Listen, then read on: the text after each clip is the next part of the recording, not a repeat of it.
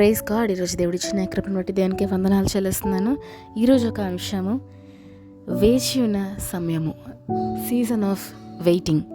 ఈ season of వెయిటింగ్లోని మనము ఏమేమి పాటించాలి, మన జీవితంలోని ఒక వాగ్దానం కోసం మనము వేచి ఉంటున్న సమయంలోని మన ప్రవర్తన ఏ విధంగా ఉండాలి, మన మాట తీరు కానీ మన జీవన శైలి కానీ ఏ విధంగా ఉండాలో మనము నేర్చుకుందాం. యాకోబు పత్రిక 5వ అధ్యాయము 7వ వచనం నుండి, సహోదరులారా, ప్రభువు రాక వరకు ఓపిక కలిగి ఉండుడి. చూడుడి, వ్యవసాయకుడు తొలకరి వర్షమును కడవరి వర్షమును సమకూడు వరకు విలువైన భూఫలము నిమిత్తము ఓపికతో కాచుకొనుచు దాని కొరకు కనిపెట్టును గదా.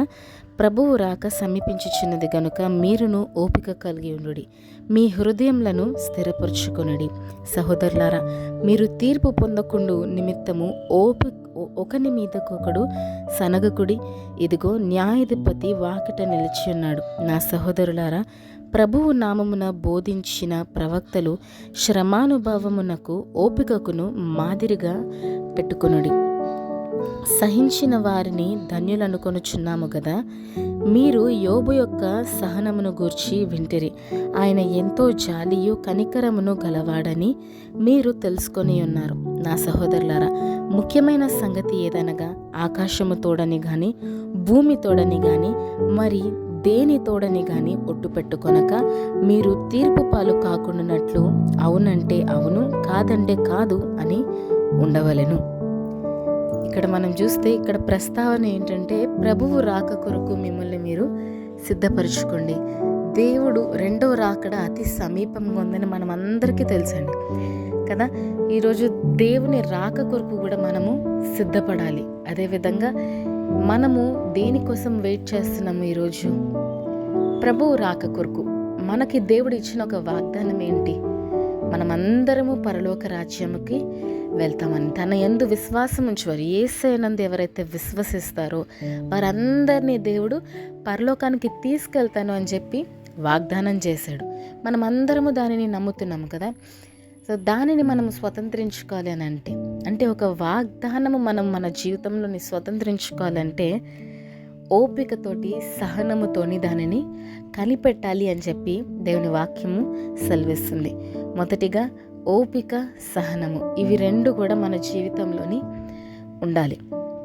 ఇవి లేకపోతే మనము ఒక వాగ్దానం కోసము మనము ఓపికతోటి మనము వేచి చూడకపోతే దానిని మనం పొందుకోవడము అసాధ్యము. ఒక తండ్రి తన కూతురికి ఏమైనా తీసుకొస్తాను అని చెప్పాడని అనుకోండి, నేను ఒక చాక్లెట్ తీసుకొస్తాను, లేకపోతే నేను నీకు బొమ్మలు తీసుకొస్తాను అని చెప్పి కూతురు కోసం తండ్రి అది చెప్పి వెళ్తే కూతురు వెయిట్ చేస్తుందా లేదా? తండ్రి రిటర్న్ వచ్చే వరకు ఖచ్చితంగా వెయిట్ చేస్తుంది. నా తండ్రి తీసుకొస్తాడు, నా తండ్రి చెప్పాడంటే ఖచ్చితంగా తీసుకొస్తాడు అన్న నమ్మకము తనకుంటుంది. కాబట్టి తను ఖచ్చితంగా వేచి ఉంటుంది. మా డాడీ తీసుకొస్తాడు నా కోసము, ఖచ్చితంగా తీసుకొస్తారని చెప్పి తను నమ్ముతుంది. అదేవిధంగా ఈరోజు మనము లోకపు తండ్రి చెప్పిన మాటని మనం అంతగా నమ్మగలిగితే, తల్లిదండ్రుల మాటనే మనం అంతగా నమ్మగలిగితే, సర్వాన్ని సృష్టించిన దేవుడు ఇచ్చిన మాటను మనం ఇంకెంత నమ్మాలి? అన్నిటినీ సృష్టించాడు దేవుడు. ఈ లోకంలోని మనల్ని సృష్టించాడు. ఈ లోకాన్ని మన కోసము దేవుడు ఈ సృష్టి అంతటినీ సృష్టించాడు. మనలందరినీ ఎంతో సంతుష్టిగా ఆయన నివసింపజేస్తున్నాడు.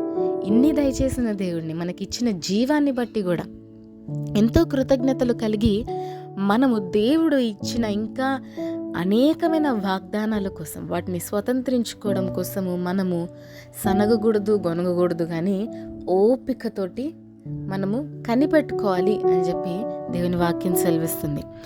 రెండోది, ప్రశాంతత మెయింటైన్ చేయాలి. అంటే మన దేవునితోటి మనము సమాధానం కలిగి ఉండాలి.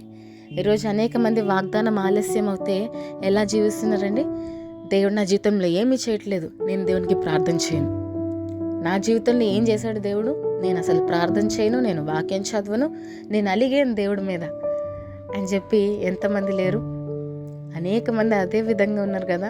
బయటికి చెప్పకపోయినా హృదయంలోని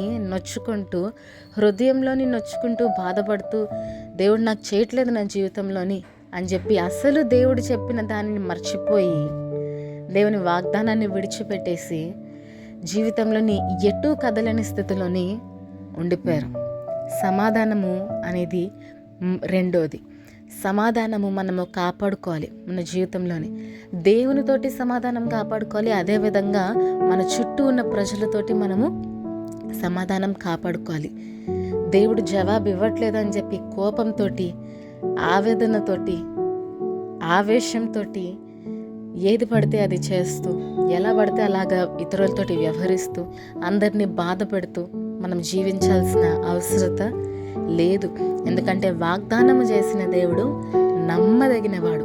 కాబట్టి మనము మన జీవితంలోని మన దేవునితోటి మొదటిగా సమాధానం కాపాడుకోవాలి. అదేవిధంగా మన చుట్టూ ఉన్న ప్రజలతోటి మనము సమాధానము కాపాడుకోవాలి. 8వ వచనంలో ఏమిందని, ప్రభువు రాక సమీపించుచున్నది కనుక మీరును ఓపిక కలిగి ఉండుడి, మీ హృదయములను స్థిరపరచుకొనుడి. మూడోది ఏంటి? హృదయముల్ని స్థిరపరచుకోమంటున్నాడు. హృదయం స్థిరపరచుకోవడం అంటే ఏంటి? హృదయము అడియాశలు కలిగి తిరుగుతుందంట. హృదయము అన్నిటికన్నా ఘోరమైన వ్యాధి గలది అని బైబిల్ సెలవిస్తుంది. నిజమే కదా? ఎంతో ఘోరమైన వ్యాధి గలది హృదయం. అడియాశలు, ఎన్నో ఆశలు హృదయానికి.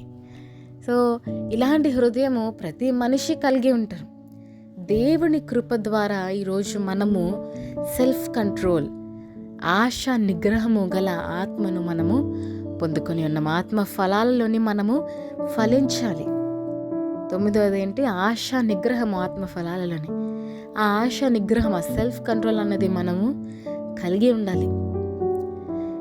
ఓపిక లేకుండా, సహనము లేకుండా, హృదయంను స్థిరపరచుకోకుండా, ఎప్పుడైతే దేవుని వాగ్దానం మనం చూస్తూ ఉంటామో సాతాను దానికి అలాంటిదే వేరొకటి చూపించి అంతకన్నా బాగుంది అన్నట్టు అభిప్రాయము మనకు కలుగజేయచ్చు సాతాను. సో వాడు కలుగజేసే అభిప్రాయాలకు మిమ్మల్ని మీరు అప్పచెప్పుకోకండి. దేవుడు ఏది వాగ్దానం చేశాడో దాని వైపే గురి కలిగి మీరు ముందుకు వెళ్ళండి తప్ప సాతాను చూపించే ప్రతిదానిని మీరు ఫాలో అవ్వడం కానీ, దానిని చూడడం కానీ, దానికోసం పరిగెట్టడం కానీ, దాని వైపు నడవడం కానీ మనము చేయకూడదు. మన జీవితంలోని ఇది ముఖ్యమైన పాఠం. మన హృదయంలను స్థిరపరచుకోవాలి. స్టేబుల్ హృదయాల్ని స్థిరపరచుకోవాలి. స్థిరంగా ఉండాలి హృదయం అనేది. అంటే దేవుని వాక్యం మీద మాత్రమే మన దృష్టి ఉండాలి. దేవుడు ఏం వాగ్దానం ఇచ్చారు మనకి దాని మీదే మనము గురి కలిగి ఉండాలి తప్ప అటు తిరిగి ఇటు తిరిగి ఇదేమో దేవుని మార్గం, అదేమో దేవుని మార్గం, దేవుణ్ణి అడగడం మానేసి మనుషుల్ని అడగడము, ఇలా వెళ్ళాలా, ఇలా వెళ్ళాలా, ఎటు వెళ్ళాలి చెప్పు. మనుషుల గైడెన్స్ కాదండి, మొదటిగా దేవుని గైడెన్స్. దేవుడు ఒకవేళ మనిషిని పంపిస్తే అప్పుడు ఆ గైడెన్స్ మనం ఫాలో అవ్వాలి. కానీ మొదటిగా దేవుడు ఏం చెప్తున్నాడో అది మనం చేయాలి. అప్పుడే మన జీవితంలోని మనము దేవుని వాగ్దానాన్ని స్వతంత్రించుకోగలుగుతాం. ఎస్టాబ్లిష్ యువర్ హార్ట్స్ అని అంటున్నాడు దేవుడు. అంటే మీ హృదయంను స్థిరపరచుకోండి. స్థిరపరచుకునేలా గొప్ప నిధి మీకోసము దాచిపెట్టాను అని అంటున్నాడు. మరొకటి 9వ వచనము, సహోదరులారా మీరు తీర్పు పొందకుండా నిమిత్తము ఒకని మీద ఒకడు సనగకుడి. ఇదిగో న్యాయాధిపతి వాకిట నిలిచి ఉన్నాడు. ఒకరి మీద ఒకరు సనగకూడదు. ఇప్పుడు వాగ్దానము నెరవేరట్లేదు, కోపం వచ్చేస్తుంది ఒక పక్క, ఇంకో పక్క ఆవేశం వస్తుంది. నా జీవితంలో జరగట్లేదు, అందరి జీవితంలో జరుగుతుంది, నా జీవితంలో జరగట్లేదు, దేవుడు నాకు చేయట్లేదు, దేవుడు నన్ను మర్చిపోయాడు అని చెప్పి చాలామంది అంటూ ఉంటారు. దేవుడు మనల్ని ఇప్పటికీ మర్చిపోడు. ఆయన తన అరచేతుల్లోని మనల్ని చెక్కుకున్నాడంట. సో దేవుని వాక్యం మీద మనము దృష్టి నిలపాలి. ఆయన మనల్ని ఎన్నడూ మర్చిపోయే దేవుడు కాదు. మీరు ఈ సాతాను ఏం చేస్తాడంటే, వాగ్దానము ఆలస్యం అవుతుంది. నీ దేవుడు ఏం చేస్తున్నాడు, దేవుడు వాగ్దానం చేశాడని చెప్పావు కదా, దేవుడు ఏం చేస్తున్నాడు అని చెప్పి హృదయంలోని వాడు నొప్పి తెచ్చినప్పుడు గ్రహించండి, అది దేవుని దగ్గర నుంచి వచ్చింది కాదు. దేవుని దగ్గర నుంచి రానిది ఏదైనా మనం వెంటనే గుర్తుపట్టగలిగే కృప దేవుడు మనకి దయచేశాడు కదా. దేవుని దగ్గర నుంచి ఏది వస్తుంది, దేవుని దగ్గర నుంచి ఏది రావట్లేదు అన్నీ మనము గుర్తించుకొని దేవుని కృప కోరుకుంటూ, మన శక్తి ద్వారా మన యుక్తి ద్వారా ఏది జరగదు, కానీ దేవుని కృపను మనం కోరుకున్నట్లయితే దేవుని కృప మన జీవితంలోని సమస్తాన్ని జరిగిస్తుంది. సో మనము ఫాలో అవ్వాలి, దేవుని కృప మీద ఆధారపడాలి, దేవుని నామాన్ని మహిమపరచాలి. అట్టి జీవితం మనం అందరము కలిగి ఉండాలి. అలా ఏది జరగని సమయంలోని ఇతరులు బాగుపడుతున్నారనే కానీ వారి మీద సనగడము, లేకపోతే ఇతరులు తప్పు చేస్తున్నారు వారి మీద సనగడము, ఒకరి కోసం ఇంకొకరు చెప్పుకోవడము, వారి వెనకాల మాట్లాడడము, ఇవంతా దేవుడు మెచ్చే విషయాలు కావు. దేవుడు ఏం మెచ్చుతున్నాడో మనం మొదటిగా మన జీవితంలోని దానిని మనము గుర్తించాలి. సో దేవుడు మెచ్చే విధంగా మనము జీవించాలి. తీర్పు ఉంది, జ్ఞాపకం చేసుకుందాం. మన జీవితంలో ఒకరి మీద మనం ఏమైనా చెప్తున్నామంటే ఒక వేలు ఒకరిని మనము పాయింట్అవుట్ చేసి చూపిస్తే మిగతా 4 వేలు మనం చూపిస్తుంది. కాబట్టి తీర్పు, దేవుడు న్యాయాధిపతి, ఆయన వేచి ఉన్నాడు, ఆయన తీర్పు తీరుస్తాడు అన్నది మనము జ్ఞాపకం చేసుకుంటూ మన జీవితంలో మనం ముందుకెళ్దామండి. మరొకటి 12వ వచనము, నా సహోదరులారా, ముఖ్యమైన సంగతి ఏదనగా ఆకాశము తోడని కానీ భూమి తోడని కానీ మరి దేని తోడని కానీ ఒట్టు పెట్టుకొనక మీరు తీర్పు పాలు కాకుండానట్లు అవునంటే అవును, కాదంటే కాదు అని ఉండవలెను. ఏంటంటున్నారు? ముఖ్యమైన సంగతి ఏంటని, ఆకాశం తోడని కానీ భూమి తోడని కానీ మరి దేని తోడని కానీ మీరు ఒట్టు పెట్టద్దు. చాలామంది ఈ విషయంలో తప్పిపోతూ ఉంటారు. చాలామంది ఏం చేస్తూ ఉంటారంటే, ఒట్టు నేను ఖచ్చితంగా చేస్తాను, ఇది నిజము తెలుసా అని చెప్పి ఒట్టు పెట్టడము, ఇలాగా చాలా వింతగా ప్రవర్తించడము, ఇది దేవుడు ఎప్పటికీ మెచ్చడు. ఒట్లు పెట్టడము, మాటలు ఇవ్వడము, చెయ్యని దానిని ఎందుకు మీరు చేస్తాను అని చెప్పడము వ్యర్థం. అదంతా దేవుడు ఎప్పుడు కూడా అలాంటివి మెచ్చడు. కాబట్టి మన జీవితంలోని మనము ఒట్టు పెట్టేవారుగా కానీ ఒక మాట ఇచ్చి దానిని చేయకుండా కానీ మనము మన జీవితంలోని ఉండకూడదు. అదేవిధంగా మన జవాబు ఎలా ఉండాలంట, అవునంటే అవును, కాదంటే కాదు, ఇంతే.